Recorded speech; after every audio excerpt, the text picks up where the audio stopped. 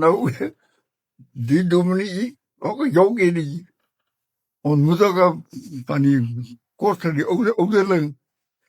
Hij raakt ook bevriend met die ouderling, maar die ouderling is ook maar een goddelijke stappen. Nou, ik hoor die dorp, ik kom naar plaats toe. Die doen we altijd maar bij om thuis.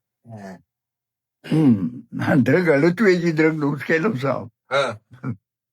En die zondag, toen doen we een beetje stuk gedrukt. En doen we van tijd, maar ik ga het niet maken. Dus je moet die enkele kerken blijven preeks doen. Hij, doen we het boven preeks doen. En hij roept later tot een koster, kom je naar. Ik ga het niet maken, hoe jij maar in dienst. Ik ga het maar net zo leiden op die boven preeks doen. Leiden, echt op je zeggen wat je moet zeggen. Het gaat goed en wel als die dat is nou klaar. De vrouw doet niet wat ouderling. Hoe was die dienst weer altijd? Hij zei, ja, doe niet maar zo een paar foutjes. Doe niet wat maar. Met de vrouw doe niet voor honden.